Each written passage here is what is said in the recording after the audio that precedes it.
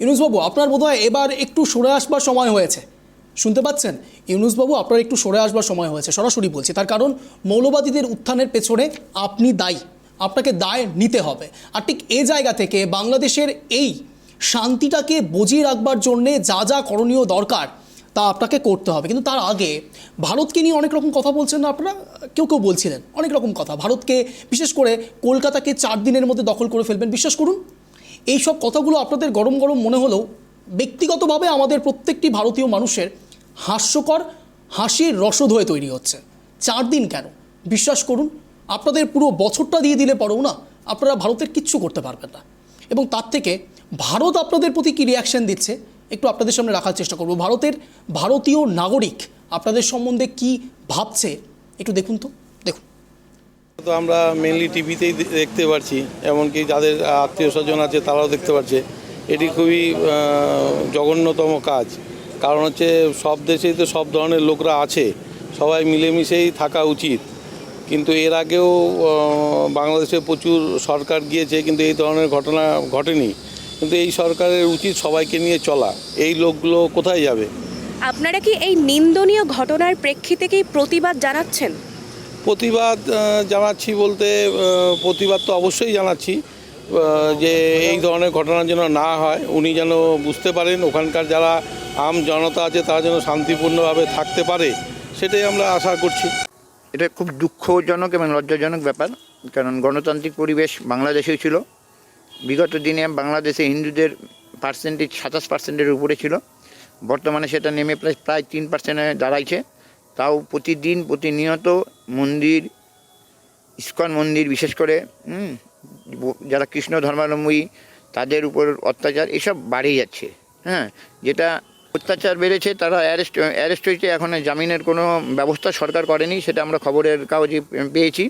এবার প্রতিবাদ এদেরকে এইসব জিনিসের ভিতরে আমরা তো ধিক্কার জানাবই, কারণ আমরা সবাই সুস্থভাবে বাঁচতে পারলেই সেটাই দরকার, যেখানে কোনো জাতি ভেদাভেদ থাকবে না, ঠিক আছে। আর এখানে কোনো হিন্দু মুসলমান যে অত্যাচার করবে সেখানে ভারতবর্ষের ক্ষেত্রেও সেক্ষেত্রে পরবর্তীকালে এই ব্যাপারটা চলে আসতে পারে। পশ্চিমবঙ্গের ক্ষেত্রে বিশেষ করে এই জিনিসটা যাতে না হয়, তাহলে আমাদের ভারত সরকারের পক্ষ থেকে সেই জিনিসের ব্যবস্থাটা অতি শীঘ্রই করা উচিত। আচ্ছা, আপনারা আম জনতা হিসেবে কি বার্তা দেবেন ইউনূস সরকারের কাছে? ইউনূস সরকার নির্বাচিত প্রতিনিধি না, গটাপ কেসে উনি মুখ্যমন্ত্রী হয়েছে। তো এই পরিপ্রেক্ষিতে উনি যদি গণতান্ত্রিক পরিবেশের মাধ্যমে ভোট গ্রহণের মাধ্যমে মুখ্যমন্ত্রী হতেন, তাহলে একটা কথা ছিল, প্রধান কথা ছিল। কিন্তু উনি এক ভারপ্রাপ্ত এক মুখ্যমন্ত্রী, যার জন্য প্রধানমন্ত্রী, যার জন্য উনি কী বলে যে সংবিধানের রুল ঠিকমতো জানেন না। বাংলাদেশের সংবিধান ঠিকমতো পড়েননি উনি। এবার কিভাবে শাসন ব্যবস্থা চালাতে হয়, হিন্দুদের রক্ষা করতে হয় বা অন্যান্য জাতিদের রক্ষা করতে হয়, দাঙ্গাকে নিয়ন্ত্রণ করতে হয়, ওনার আরও শিখা দরকার এই বিষয়ে। ঘটনাটা হলো কি, যে বাংলাদেশে যেটা আমরা খবরে বা যেটা টিভি বা মোবাইলে দেখতে পাচ্ছি, এটা খুব একটা নিন্দনীয় ঘটনা। আমাদের বক্তব্য হলো যে আমরা মানুষ, হিন্দু, মুসলিম, জৈব, খ্রিস্টান, আমরা একসাথে যেন চলি বা একসাথে থাকি, একসাথে বসবাস করি।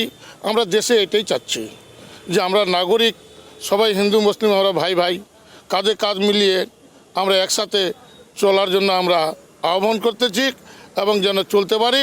এই দাঙ্গা, এই হিন্দু মুসলিম, এটা যেন অবিলম্বে এটাকে বন্ধ করানো হয়। এ বিষয়ে কী বলবো, বিশেষ করে ভারতবর্ষ সরকারের বড় পদক্ষেপ নেওয়া উচিত, কেন্দ্র সরকারের। আর যে বর্তমানে বাংলাদেশের প্রধানমন্ত্রী উপদেষ্টা আছে সুৎখোর ইউনূস, উনি তো কিছুই জানেন না। উনি শান্তির বলে নোবেল পেয়েছে, উনি তো বাংলাদেশে আসার পর 16 আনা অশান্তি করে বেড়াচ্ছে। যেহেতু ওদের মুসলিম পার্সেন্টেজটা বেশি, 93% মুসলিম, 7% হিন্দু, সেটাই হচ্ছে মেন কারণ। শুনতে পাচ্ছেন, ভারত বাংলাদেশ নিয়ে সাধারণ মানুষের বক্তব্য ঠিক কোথায়?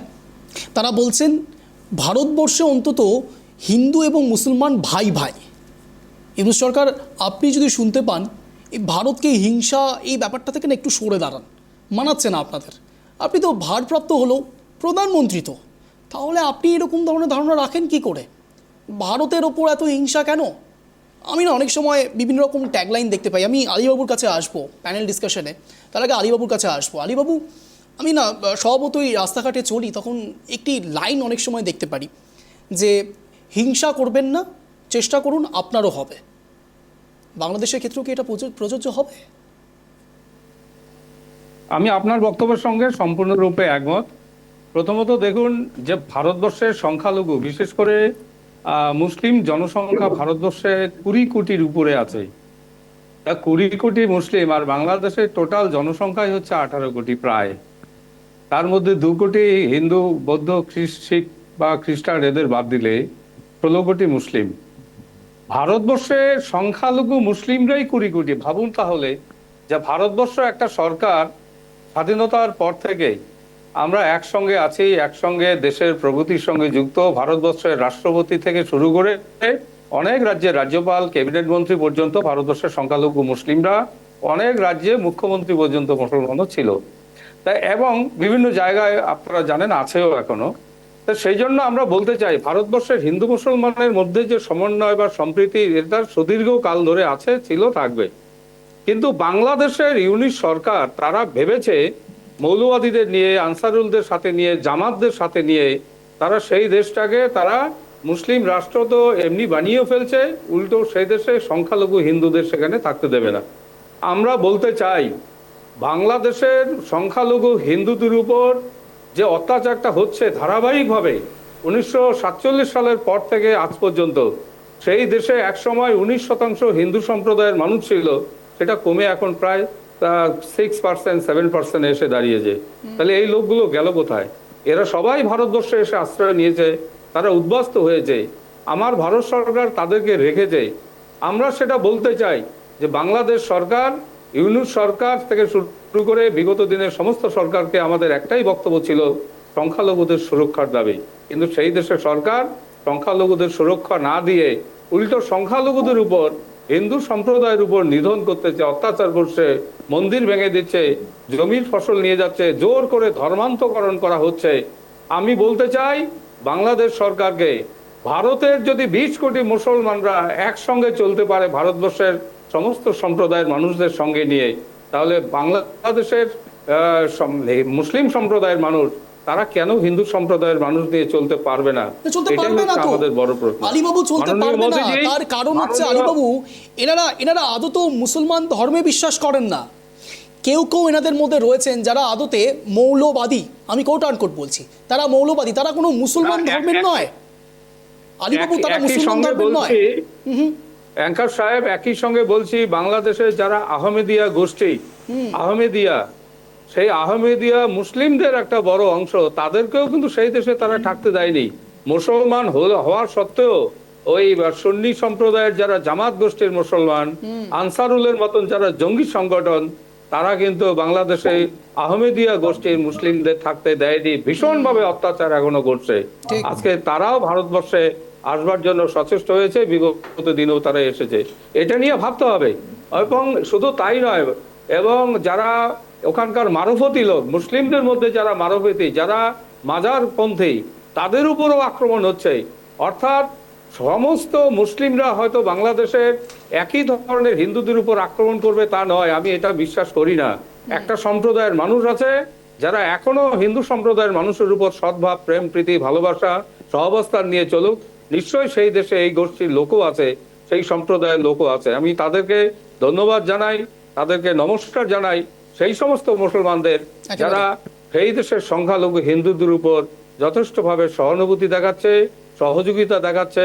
আমি তাদের সঙ্গে, আমি তাদেরকে যথেষ্টভাবে কর্নিশ করি বাংলাদেশ সেই মুসলমান। একেবারে আলীবাবুর কথার রেস্ট নিয়ে আলীবাবুকে সমর্থন জানিয়ে আমি একটু রতনবাবুর কাছে আসবো।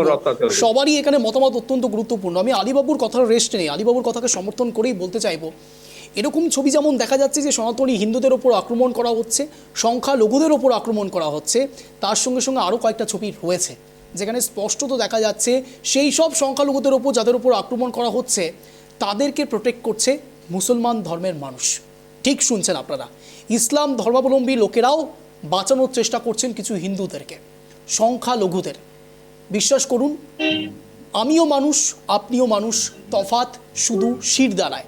এই লাইনটির সঙ্গে সবাই পরিচিত। কিন্তু একের পর এক যে ঘটনাগুলো ঘটছে, আমি সেই জন্য বারবার বলছি এটা ধর্মকেন্দ্রিক নয়, এটা কিছু স্পেসিফিক মানুষ যারা এই কাজগুলো দিনের পর দিন করছেন, তারা নির্দিষ্ট কিছু লাভের আশায়। আমি ঠিক এখানেই রতনবাবুর কাছে আসবো। রতনবাবু, একদিকে মন্দির মসজিদ নিয়ে নানান রকম কথা উঠতে পারে, কিন্তু অন্যদিকে মন্দির মসজিদ একত্রিত, এটাও দেখা যাচ্ছে। রতনবাবু। হ্যাঁ অঞ্জনদা, যুগ যুগ ধরে অত্যাচার করে হিন্দুদেরকে ঠেকানো যায়নি, এইভাবে হিন্দু ধর্মকে ঠেকানো যাবে না, সে বাংলাদেশি হোক আর পৃথিবীর যে কোনো দেশই হোক। এবার আসি আপনার সত্যজিৎ বাবু যেটা বললেন, অটল বিহারী বাজপেয়ী সম্পর্কে বললেন, কাশ্মীর নিয়ে বললেন, ঠিকই আছে, কিন্তু পাশাপাশি অঞ্জনদা এখানে একটা কথা না বললেই নয় যে আমেরিকার তৎকালীন প্রেসিডেন্ট 1971 সালে রিচার্ড নিক্সন, তিনি বলেছিলেন যে পাকিস্তান, তখন এটা পূর্ব পাকিস্তান ছিল বাংলাদেশ, বলেছিলেন যে পাকিস্তানের অভ্যন্তরীণ বিষয়ে যেন ভারত নাক না গলায়। ইন্দিরা গান্ধী কিন্তু বলেছিলেন তখন যে আমেরিকা আমার বন্ধু হতে পারে, কিন্তু আমেরিকা আমার বস নয়। তখন তিনি সেখান থেকে, তখন ভারতবর্ষের বিরোধী দলনেতা ছিলেন অটল বিহারী বাজপেয়ী। অটল বিহারী বাজপেয়ীকে তিনি ডেকে পাঠালেন, জরুরি বৈঠক হলো প্রধানমন্ত্রীর বাসভবনে। বৈঠকের পরে সিদ্ধান্ত হলো অটল বিহারী বাজপেয়ীকে রাষ্ট্রপুঞ্জের প্রতিনিধিত্ব করে পাঠানো হলো ভারতবর্ষ থেকে। তিনি বিরোধী দলের নেতা। তখন কিন্তু বিবিসি, আপনাদের মধ্যে যে সমস্ত নিউজ চ্যানেল গুলো আছে, বিবিসি সাংবাদিক কিন্তু অটল বিহারী বাজপেয়ীকে বলেছিলেন যে আপনি তো সবচেয়ে বেশি সমালোচনা করেন ইন্দিরা গান্ধী, কিন্তু তার কথাতে আপনি কেন রাষ্ট্রসংঘের প্রতিনিধিত্ব করছেন? অটল বিহারী বাজপেয়ী বলেছিলেন যে একটা বাগান, ফুলের বাগানে বিভিন্ন রকমের ফুল থাকতে পারে, সেই ফুলগুলো একে অপরের সাথে কম্পিটিশন করতে পারে, ওর থেকে আমি সুন্দর, ওর থেকে আমি সুন্দর, কিন্তু যখন বাগান সংকটে পড়ে তখন কিন্তু বাগান বাঁচানোটাই সবার আগে জরুরি হয়ে পড়ে। বাকিটা রতনবাবু, আসবো, আবারও আপনার কাছে আসবো, কিন্তু তার আগে দুটি উদ্বেগের ছবি আপনাদের সামনে রাখবো। শঙ্করাচার্য, আপনারা সবাই এনার সঙ্গে পরিচিত। সেই শঙ্করাচার্য বাংলাদেশের এই সামগ্রিক পরিস্থিতি নিয়ে উদ্বেগ প্রকাশ করছেন। কি বলছেন তিনি, দেখুন। দেশে সংখ্যালঘুদের ওপর অত্যাচারে উদ্বেগে শঙ্করাচার্য অভিমুক্তেশ্বরানন্দ বলেছেন, বাংলাদেশে বসবাসরত মুসলমানরা যেভাবে হিন্দুদের ওপর অত্যাচার করছে তা খুবই উদ্বেগের বিষয়। তিনি বলেন, আমাদের এটিকে গুরুত্ব সহকারে ভাবতে হবে। এটি উদ্বেগের বিষয় যে হিন্দু সরকার হওয়া সত্ত্বেও ভারত সরকারও এই বিষয়ে যথাযথ প্রতিক্রিয়া জানাতে সক্ষম হচ্ছে না। শঙ্করাচার্য সরাসরি বলছেন, জ্যোতির্মঠের শঙ্করাচার্য, তিনি বলছেন ভারত সরকারের দিকে এক প্রকার নিশানা করেছেন। তিনি বলছেন হিন্দুদের ওপর এইভাবে অত্যাচার করা হচ্ছে, তা সত্ত্বেও কেন কেন্দ্রের তরফ থেকে এখনও কোনো স্টেটমেন্ট দেওয়া হচ্ছে না। আমি নেক্সট স্লাইড আপনাদের সামনে রাখবো, যেখানে কনসাল জেনারেল ইসরায়েল কবি শোশানি তিনি বলছেন, আমি স্টার্ট থেকে একবার দেওয়ার কথা বলবো, যেখানে স্পষ্টত তিনি লিখেছেন, ইসরায়েলকে বলবো প্রথম থেকে চালাতে। ইসরায়েলের কনসাল জেনারেল কবি শোশানি বাংলাদেশের সংখ্যালঘু হিন্দুদের ওপর সহিংসতার নিন্দা করেছেন এবং সেখানে নিপীড়িত হিন্দুদের প্রতি সমবেদনা প্রকাশ করেছেন। তিনি বলেন, বাংলাদেশে যা হচ্ছে তা মেনে নেওয়া যায় না। শোশানি বাংলাদেশের সংখ্যালঘু সম্প্রদায়ের সুরক্ষার ওপর জোর দেন, অর্থাৎ বুঝতেই পারছেন আন্তর্জাতিক স্তরেও এই বিষয় নিয়ে যথেষ্ট উদ্বেগ প্রকাশ করছেন সকলে। আমি রতনবাবুর কাছে ছিলাম, একেবারে অন্তিম লগ্নের দিকে যাচ্ছি। আমি খুব অতি দ্রুত গৌরাঙ্গবাবুর রিয়াকশন নেব এবং তারপরে সবার স্ট্যান্ড পয়েন্ট রাখার সুযোগ দেবো সবাইকেই। এবার গৌরাঙ্গবাবুর কাছে আসবো। গৌরাঙ্গবাবু, সরাসরি কেন্দ্র সরকারের দিকে নিশানা করছে শঙ্করাচার্য। আমি চাইবো আপনি এমন কোনো স্টেটমেন্ট বলবেন না যেখানে আমার এই গর্বটা নষ্ট হয়। গৌরাঙ্গবাবু, দেখুন, শঙ্করাচার্য বলছেন, আমাদের পশ্চিমবঙ্গের নেত্রী মমতা বন্দ্যোপাধ্যায় বলেছেন যে এটা নিয়ে আলোচনা করা উচিত এবং নরেন্দ্র মোদীর স্টেটমেন্ট রাখা উচিত। আজকে আমাদেরকে ভাবতে লাগবে, শুধু ধর্মের কথা বলে, হিন্দু মুসলিম ধর্মের কথা বলে মানুষের মধ্যে বিদ্বেষের বীজ দিয়ে দিয়ে দিয়ে একটা দেশের সাথে আরেকটা দেশের যুদ্ধ লাগিয়ে দেওয়ার যে পরিকল্পনা বিভিন্নভাবে বাংলাদেশ থেকেও যেমন চলছে বিভিন্নভাবে অন্যদের মদতে চলছে। এই যুদ্ধটাকে আমাদেরকে আটকাতে লাগবে। কোনো যুদ্ধ কখনোই কাম্য নয়, যেটা সবসময় তালিবান চায় বা হচ্ছে আমেরিকা চায়।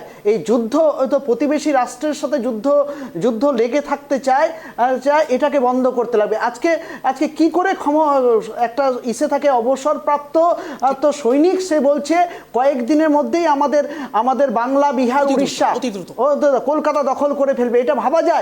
তার মানে আমরা তো ইন্ডিয়া থেকে কখনো যুদ্ধের কথা বলা হচ্ছে না, বারবার করে এই এগুলোকে ইন্ধন দেওয়া হচ্ছে এবং যারা মদত দিচ্ছে হিন্দু মুসলিমের মধ্যে মারামারি এবং কিছু বিক্ষিপ্ত ঘটনা দিয়ে সবকটাই নিন্দনীয় এবং কোনোভাবে যুদ্ধকে প্রশ্রয় দেওয়া যাবে না। তৃতীয় বিশ্বযুদ্ধের দিকে যাওয়া যাবে না।